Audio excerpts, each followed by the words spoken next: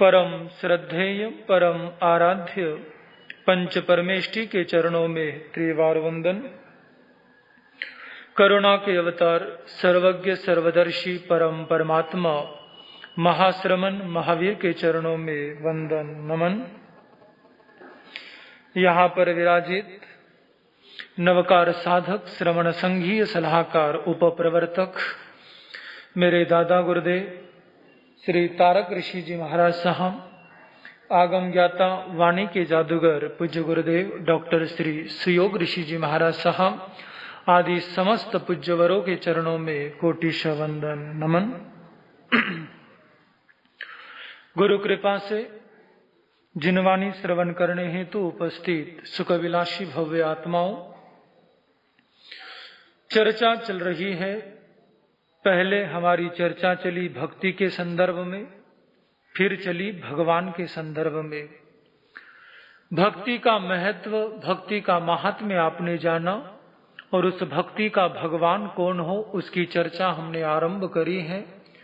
और वो परमात्मा कोई और नहीं बल्कि भगवान महावीर, परमात्मा महावीर, तीर्थंकर महावीर। उसी के अंतर्गत हमारी चर्चा आई कि महावीर को मानो और महावीर की मानो। आपको एक रिकैप दे रहा हूं ताकि पुराना भूलना नहीं है, पुराना साथ साथ लेकर के चलना है। कई लोग करते हैं नया जोड़ते जाते हैं और पुराना छोड़ते जाते हैं। वो लोग जिंदगी में तरक्की नहीं करते, वो लोग जीवन में आगे नहीं बढ़ते। जीवन में आगे वो बढ़ते हैं जिनको नया कमाना भी आता है और पुराना संभाल कर रखना भी आता है। और आप तो मारवाड़ी हो, हाँ, इस चीज में माहिर हो। मारवाड़ी की सबसे बड़ी खासियत ये होती है कि नया एक बार नहीं आए चलेगा, लेकिन जो पुराना जोड़ा हुआ है वो हिलना नहीं चाहिए, वो नहीं जाना चाहिए। और तभी नींव से मजबूत होता है मारवाड़ी। उसका बेस बड़ा स्ट्रांग होता है। और ऐसी कई कहानियां आती हैं जिसके अंदर देखने वालों ने ये सोचा कि इस बेचारे गरीब के पास क्या होगा, लेकिन जब पता चला तो दांतों तले उंगलियां दबा ली कि ये तो हम जैसे कितनों को खरीद सकता है। आज भी ऐसे राजस्थान में या कई शहरों में, बड़े शहरों में स्टैंडर्ड चेंज हो गया है, लेकिन आज भी ऐसे लोग मिल जाते हैं जिनकी शक्ल देखकर आप अनुमान नहीं लगा सकते कि इसके पास कुछ है या नहीं। वो इस तरह से सिंपल जिंदगी जीते हैं, सिंपल जीवन जीते हैं। तो पुराना संभालना उतना ही जरूरी है। तो महावीर को मानो और महावीर की मानो में हमने बात करी थी कि महावीर की हम तभी मान पाएंगे जब हम महावीर को मानेंगे। अब धीरे धीरे थोड़ी डोज बढ़ाता हूं। महावीर को मानना और महावीर को जानना दो चीजें हैं। महावीर को मानना और महावीर को जानना। अब पहले तो मैंने कहा था कि महावीर को मानना जरूरी है, लेकिन अब थोड़ा सा एक स्टेप और आगे लेकर चलता हूं कि मानना मिथ्यात्व है, मानना गलत है। मैं आपको टीका धीरे धीरे दूंगा। जैसे डॉक्टर होता है ना, बच्चे का ध्यान भटकाता है ताकि जोर से ना लग जाए, बच्चा चिल्लाए ना। तो धीरे धीरे डोज दूंगा ताकि बात हजम होती जाए, ज्यादा हैवी ना हो जाए। तो मानना और जानना, इसमें जानना महत्वपूर्ण है, मानना महत्वपूर्ण नहीं है। और मैं इस दृष्टि से कह रहा हूं, मानना जो होता है वो बेसलेस होता है, मानना जो होता है वो निरर्थक हो जाता है और जानना जरूरी हो जाता है, जानना आवश्यक हो जाता है। मानना ऐसे, क्योंकि मानने का अर्थ है किसी चीज पर आपने केवल भरोसा कर लिया, उसके साथ आपकी श्रद्धा का, आपकी आस्था का, आपके हृदय का कोई गहरा कनेक्शन नहीं है। जैसे आप बहुत सारी चीजें मानते हैं, जिन चीजों को आप जानते नहीं है लेकिन आपने सुनी है, आपको बताई गई है और इसलिए आप उन चीजों को मानते हैं, बिलीव करते हैं। जैसे कोई आदमी, किसी ने कभी लाल किला ना देखा हो लेकिन उसको बताया गया है कि दिल्ली में लाल किला है, तो वो मानता है कि लाल किला है। ऐसे जनरल नॉलेज की जितनी चीजें आती है, हर जगह तो आदमी जाता नहीं है, हर जगह तो आदमी पहुंचता नहीं है, तो वो जो भी होता है वो मानता है कि ऐसा है, ऐसा होता है, या वहां पर वो चीज है, लेकिन वो केवल उसने सुना है। वो केवल उसने सुना है कि दिल्ली में लाल किला है, कुतुब मीनार है, या आगरा में ताजमहल है। ये केवल उसने सुना है, लेकिन तब तक वो उस चीज पर दृढ़ नहीं हो सकता। जैसे गांव का रहने वाला कोई व्यक्ति, उसे ये बताया जाए, वो मान भी ले, लेकिन 100% गारंटी के साथ नहीं कह सकता, क्योंकि हो सकता है कि कोई बोल दे ताजमहल दिल्ली में है और लाल किला आगरा में है। कहने को कोई कुछ भी कह सकता है। सुनने वाला तो जो सुना है, जो बताया है, उसके आधार पर ही वो मान लेता है, लेकिन 100% गारंटी के साथ तब कह सकता है जब वो खुद दिल्ली गया हो, अपनी आंखों से लाल किला देखा हो, और उसके बाद उसको सारी दुनिया बोले कि लाल किला दिल्ली में नहीं, आगरा में है, या पुणे में है, बॉम्बे में है, वो कहेगा कि मैंने खुद देखा है कि लाल किला कहाँ पे है, दिल्ली में है। दिल्ली में है मतलब दिल्ली में ही है, और कहीं नहीं है, और कहीं नहीं हो सकता, क्योंकि अब उसने खुद एक्सपीरियंस किया, अब उसने खुद अनुभव किया, और अब उसे कोई डामाडोल नहीं कर सकता। अब उसका विश्वास कोई हिला नहीं सकता कि वहां पर है और वहां पर नहीं है। ठीक वैसे ही अभी हम महावीर को मानते हैं, महावीर को जानते नहीं है। हमको बताया गया कि महावीर ऐसे ऐसे है, और हमने मान लिया कि महावीर वैसे वैसे है। प्रत्यक्ष में महावीर की अनुभूति अभी नहीं हो सकती, लेकिन महावीर के जीवन के, महावीर के गुणों की अनुभूति आज भी हो सकती है। जब उनके साथ कनेक्ट होकर के जब आप उन्हें एक्सपीरियंस करने की कोशिश करेंगे, तब महावीर की झलक आपको मिलेगी, तब महावीर का दीदार आपको होगा, तब महावीर के दर्शन आपको होंगे, महावीर की जीवन गाथा के रूप में, महावीर की गुण गाथा के रूप में। और जब उसके साथ आप जुड़ेंगे तो महावीर अवतरित होने शुरू हो जाएंगे, महावीर दिखने आरंभ हो जाएंगे। तो महावीर को हम केवल मान रहे हैं, लेकिन उससे जानना उतना ही जरूरी है, ताकि हमारा विश्वास श्रद्धा में परिणत हो जाए, हमारा भरोसा आस्था में बदल जाए, दृढ़ आस्था में परिणत हो जाए। कोई आपको कहे कि गुलाब का फूल बहुत सुंदर होता है, और दूसरा आप खुद जाकर के देखें कि गुलाब का फूल कैसा होता है, उसकी सुगंध कैसी होती है। कोई कितना भी बताता रहे, आपको गुलाब का महत्व पता चल सकता है, लेकिन गुलाब की खुशबू पता नहीं चल सकती सुन करके, वो पता चलेगी सूंघ करके। सुनने से केवल महत्व पता चलेगा, लेकिन सूंघने से उसकी वास्तविकता का ज्ञान होगा।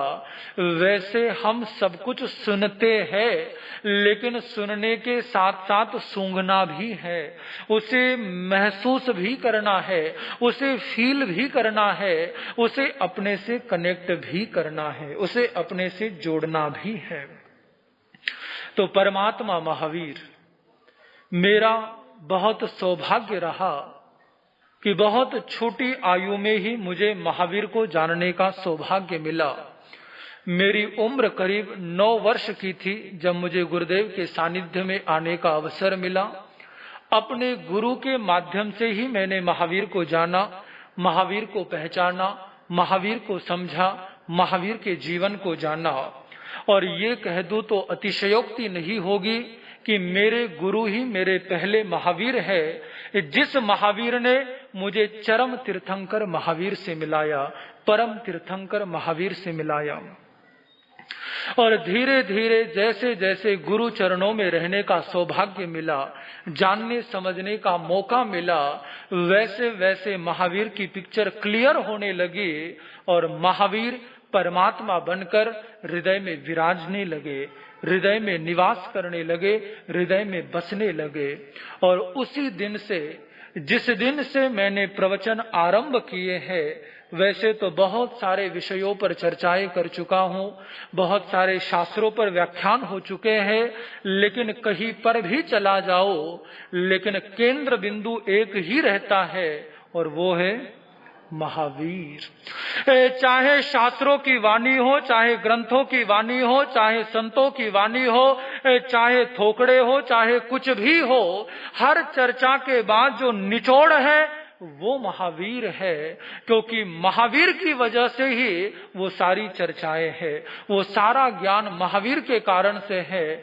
और इसलिए कहीं पर भी घूम लो, लौटना महावीर के चरणों में है, आना महावीर के चरणों में ही है, और महावीर ही तो हमें बनना है, महावीरत्व ही तो हमारे भीतर हमें प्रकट करना है। और मुझे लगता है कि जिस जीवन का आधार महावीर ना हो, वो जीवन बेकार है। जिस वक्तव्य का आधार, जिस वाणी का आधार महावीर ना हो, वो वाणी निस्सार है, वो वाणी भी व्यर्थ है। कहीं न कहीं वाणी में महावीर या महावीर के वचन झलकने ही चाहिए, क्योंकि महावीर ही आपके जीवन को पूर्णता देते हैं, महावीर ही आपकी वाणी को पूर्णता देते हैं, आपके जीवन को बनाते हैं तो केवल महावीर बनाते हैं, केवल महावीर। लेकिन कहना जितना आसान है, उतना ही महावीर को बोलना मुश्किल है, कठिन है। महावीर अध्यात्म में ऐसे शिखर है, जैसे गौरी शिखर, जैसे हिमालय की चोटी, जैसे हिमालय की चोटी पर कोई कोई पहुंच जाता है, कितना चढ़ाव है, वैसे ही महावीर को कहना बड़ा दुसाध्य काम है, बड़ा असंभव कार्य है। बड़े बड़े महापुरुष और बड़े बड़े आचार्य भी महावीर को पूर्णतया कभी नहीं कह पाएंगे, ना कह पाए हैं, ना कह पाएंगे। तो मेरी तो कोई औकात ही नहीं, मेरी तो कोई ऐसी स्थिति ही नहीं है। लेकिन महावीर को कहने के जो शब्द है वो ससीम है, और महावीर असीम है। शब्दों की सीमा है, लेकिन महावीर के गुणों की कोई सीमा नहीं है। लेकिन पहाड़ कितना भी ऊंचा क्यों ना हो, लेकिन उसको चढ़ने से डर कर बैठने से काम नहीं चलेगा। चढ़ने की शुरुआत तो करनी ही चाहिए, चलने का प्रयास तो करना ही चाहिए। जहां तक भी पहुंचेंगे आनंद तो आएगा, मजा तो आएगा, ठंडी ठंडी शीतल हवाएं तो लगेगी ही लगेगी, सुंदर सुंदर पेड़ पौधे देखने को मिलेंगे ही मिलेंगे। मैं ये गारंटी तो नहीं लेता कि मैं महावीर के हिमालय पर पूरा चढ़ पाऊंगा, लेकिन जहां तक भी आपको अपने साथ लेकर यात्रा करा सकता हूं, उतनी यात्रा कराने का प्रयास जरूर करूंगा, कोशिश जरूर करूंगा। क्योंकि महावीर को कहना मेरे मन का मोद है, मेरे मन की खुशी है, मुझे आनंद मिलता है महावीर को कहने में, मुझे सुकून मिलता है महावीर की चर्चा करने में। और इसीलिए महावीर की चर्चा आरंभ करने जा रहा हूं। संक्षिप्त रूप में जैसा महावीर का आप परिचय जानते हैं, 2700-2800 वर्ष पूर्व एक राजकुमार जन्मा था कुंडलपुर में। सिद्धार्थ और त्रिशला के उस तनय को, नंदन को नाम दिया गया वर्धमान। युवा अवस्था में आकर के सन्यास को ग्रहण किया। जो शॉर्ट में आपको पता है उसी को शॉर्ट में रिवाइज कर रहा हूं, उसी के बारे में बात कर रहा हूं। असल चर्चा हमारी कल से आगे के प्रवचनों में शुरू होंगी। जब युवा अवस्था में आए तो उस समय जब महावीर ने, वर्धमान ने अपने चारों तरफ के वातावरण को देखा तो भीतर ही भीतर उद्वेलित हो गए। चारों तरफ हो रहे अन्याय को देखा, भ्रष्टाचार को देखा, गलत होते हुए देखा, तो वर्धमान सोचने लगे कि ये क्या हो रहा है। और जगह जगह अन्याय हो रहा है, लोगों का शोषण किया जा रहा है, नारी को दबाया जा रहा है, जातिवाद का ढोल बज रहा है, मातृशक्ति पुरुष के अहंकार की दासी बनी हुई है।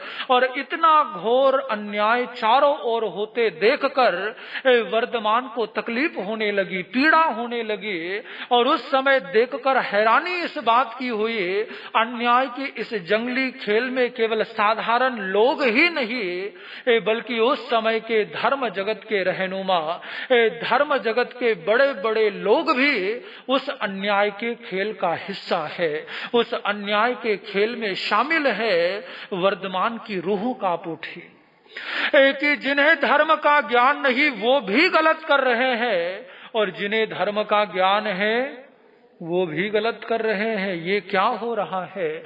ये चारों तरफ किस तरह का अन्याय है, किस तरह का भ्रष्टाचार है, किस तरह की परिस्थितियां चल रही हैं। और इन्हीं सबको देखकर भीतर ही भीतर एक आवाज उठने लगी, जो आवाज जन्मों से भीतर दबी थी कि इन लोगों को राह दिखानी होगी। जैसे गुरुदेव ने कल घटना सुनाई थी ना, कि कैसे इन सब का कल्याण करो, कैसे इन सब का उद्धार करो, कैसे इन सब को सही मार्ग दिखाओ। और जैसे ही भीतर की आंख खुली, आरंभ कर दी धर्म यात्रा, आरंभ कर दी सन्यास की यात्रा।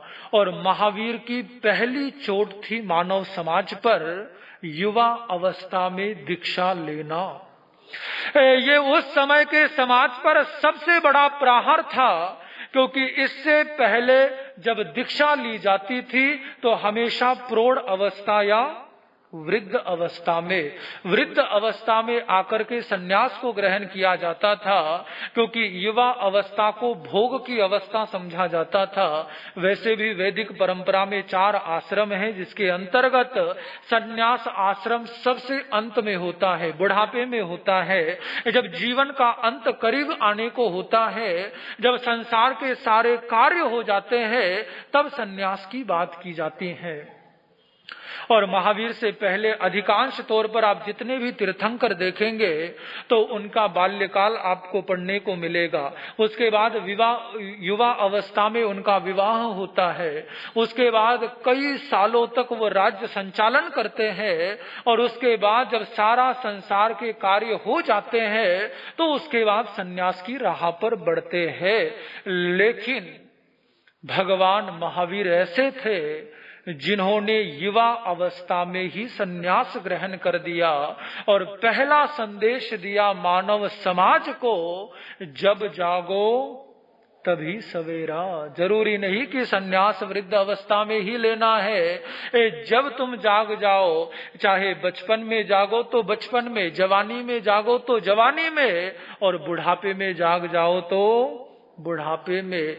जब जागो तभी सन्यास की राह पर चलो। एक पर्टिकुलर उम्र की प्रतीक्षा करने की आवश्यकता नहीं है। सन्यास कभी भी लिया जा सकता है, किसी भी उम्र में लिया जा सकता है। और जितनी अल्प आयु में सन्यास ले लिया जाता है, उतना ही सन्यास का रास्ता सुगम हो जाता है, सहज हो जाता है, क्योंकि संसार दिमाग में भरा नहीं होता और इसलिए फिर दिमाग से संसार को निकालना नहीं पड़ता। क्योंकि संसार से कनेक्ट होने के बाद परमात्मा से कनेक्ट होने में दिक्कत होती है, थोड़ी परेशानी होती है, और जिसका डायरेक्ट ही कनेक्शन हो जाए तो फिर संसार रुकावट नहीं बनता, संसार अड़चन नहीं बनता। और इसलिए महावीर ने कहा, जब जाग जाओ तभी सवेरा है, तभी जुड़ जाओ, तभी आगे बढ़ जाओ।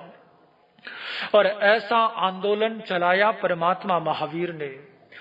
धर्म की ऐसी अजस्र महाधारा प्रवाहित करी परमात्मा महावीर ने कि बस उसमें लोग जुड़ते ही चले गए, जुड़ते ही चले गए, और जो जो भी जुड़ा वो तरता ही चला गया, पार होता ही चला गया, भव पार जाता ही चला गया। और ऐसी परंपरा बनाई कि महावीर ने एक पर एक हथौड़ा मारना शुरू कर दिया, एक और एक लोगों की सोच पर प्रहार करने शुरू कर दिए।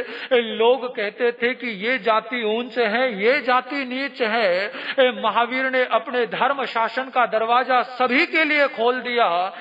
सबका स्वागत है, चाहे कोई ब्राह्मण हो, चाहे कोई क्षत्रिय हो, चाहे कोई वैश्य हो और चाहे फिर कोई शूद्र हो, किसी भी प्रकार का कोई भेद नहीं है। वेलकम एवरीवन, सबका स्वागत है, सब आओ। सबका स्वागत किया। नारी को दासी की तरह ट्रीट किया जाता था। ऐसे समय में महावीर ने अपने धर्म संघ की प्रमुखा बनाया चंदन बाला को, यानी एक नारी को। अनेकों घटनाएं हैं। मृगावती के उत्थान के लिए स्वयं महावीर लंबा विहार कर करके जाते हैं और ऐसी कई घटनाओं के माध्यम से महावीर ने संदेश दिया, नारी किसी भी मामले में पुरुष से कम नहीं है, बराबर है, वो भी इक्वल है और उसे भी बराबरी का ही दर्जा मिलना चाहिए। और जैसे साधु को रखा उसी प्रकार इक्वल में साध्वी को रखा। जैसे अपने धर्म शासन में श्रावक को स्थान दिया, वैसा ही महत्वपूर्ण स्थान श्राविका को दिया। सबको एक बराबर किया, सबको एक बराबर किया। महावीर के चरणों में राजा भी आया और महावीर के चरणों में रंक भी आया।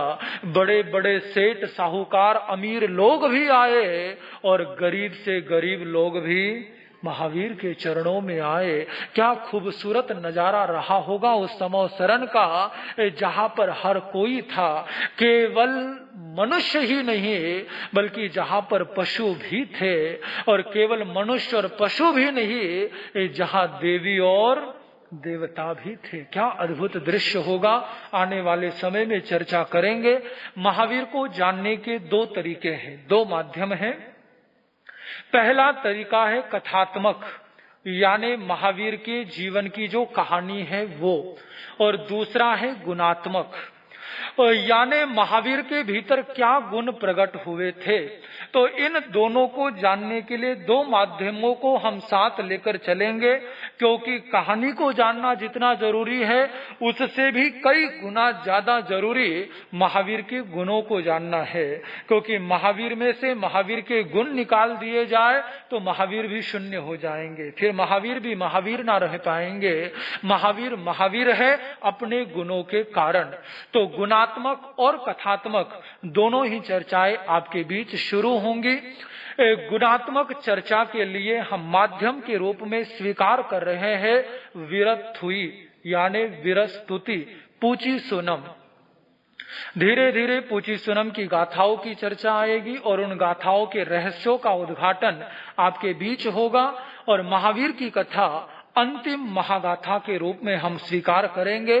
अंतिम महागाथा इसलिए कि फिर महावीर के बाद ऐसी कोई गाथा हुई नहीं। महावीर अंतिम तीर्थंकर है तो वो इस युग की अंतिम महागाथा है। अन्य गाथाएं बहुत है, जीवन गाथाएं बहुत है, लेकिन महागाथा अंतिम है महावीर की। तो उस अंतिम महागाथा को हम आरंभ करेंगे। महावीर के जीवन के अलग अलग पन्नों से गुजरते हुए महावीर को छूने का प्रयास करेंगे, महावीर से जुड़ने का प्रयास करेंगे।